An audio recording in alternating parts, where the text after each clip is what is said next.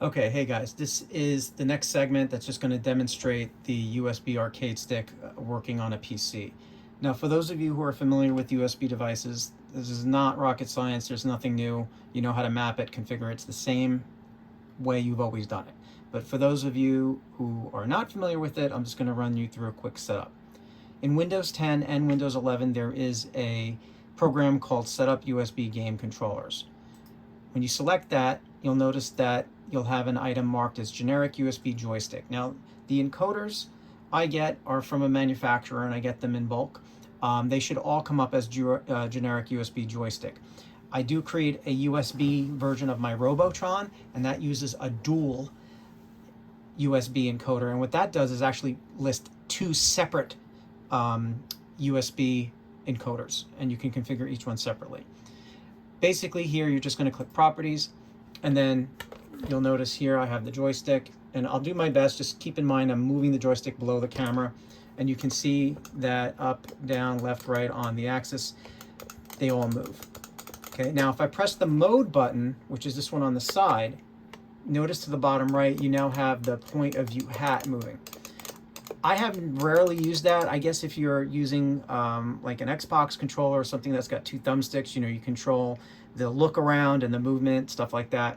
But also, depending on the emulation, you might have to use this, and you'll see this later when I do a demo utilizing the Evercade VSR. So it's important that the encoder is in a certain mode in order to use this arcade stick or my other ones with the Evercade. Okay, so that being said, mode button, hit it again. Now we have the joystick again moving around. So this one is button 1, this one is button 2. Okay, and now you'll notice on the side I got these two buttons here. One is 10 and one is 9. Okay, and the reason it's 10 and 9 is because those are the start and select buttons. They're also used in different emulation programs for inserting coin and starting the game. Okay, so that's why those are mapped here. And then in the back, we have 3 and 4. Okay, so you have a total of 6 action buttons, which is more than enough for, you know, arcade games. A lot of people want to have the shoot 'em ups that only require a couple buttons, and they want to play them, you know, with their emulators. So that's kind of like why I made this.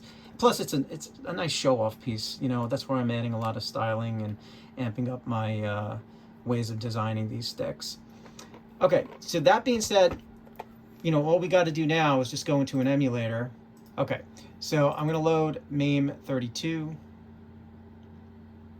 And I don't have many ROMs set up here, so let's just see what's available here.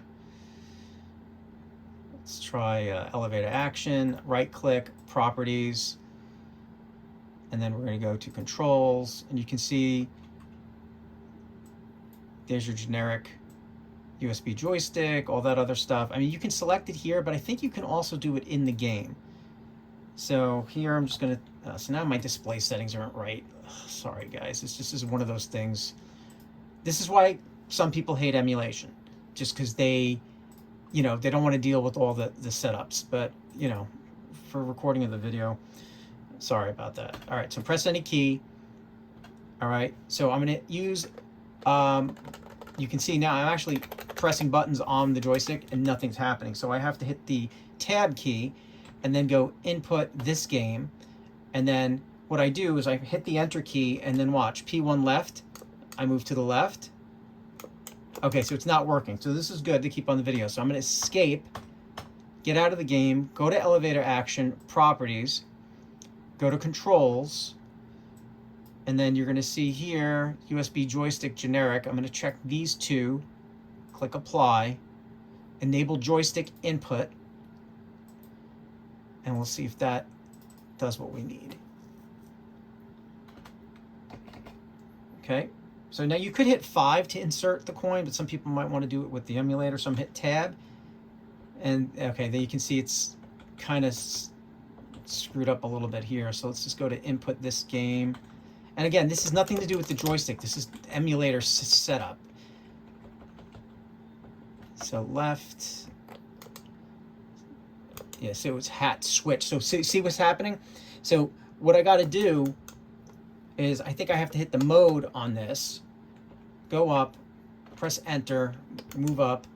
There we go, x-axis. So that's where I had to hit the mode button. So that's exactly what I was talking about earlier. So now I'm gonna go down and push to the right, go down, press enter, push down on the joystick, press enter, push up on the joystick, and then here, button 1, button 2. So I'm just gonna leave, you know, so let's just say that button 0, button 2, and that should be good. Now we go to coin.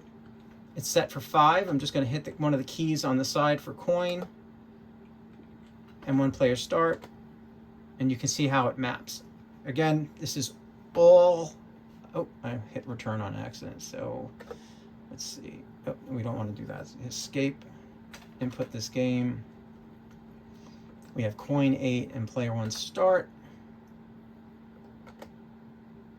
Okay. And then escape, return to game, and now I'm going to insert the coins and start the game.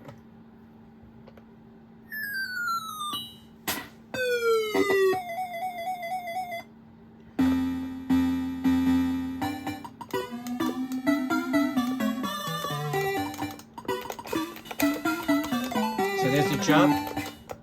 Down. Now see, I can't move to the right because I screwed up something. So I hit tab, input this name. Yeah, I'm sorry, I couldn't go to the left. So there's left, there's right, down, up, and it should be good. Let's see, escape, escape. There we go. Okay, so it's important.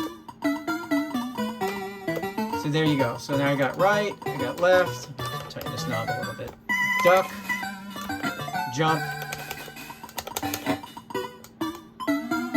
So I'm leaving all this in the video. I'm not editing it out because this is showing real life how you might encounter issues. But you can see it does work, and you can get it to work if you have the proper setup. All right, guys. So that's pretty much it. I guess one more thing I could show you is the same thing for like other emulators. I have another emulator here called Nestor, which does a Nintendo emulation, NES, and it's the same concept here.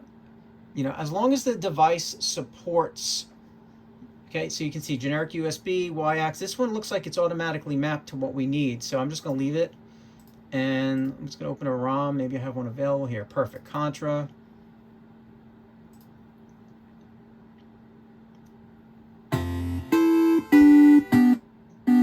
Set the display up. I'm just going to run it in the window right now. Okay. So now, start and select were in the back for here by default. Again, those could be mapped. All right, see, I can't move. So I hit the mode button, and now it can move. Okay, so this is what I was talking about, why it's important to have the mode button set up.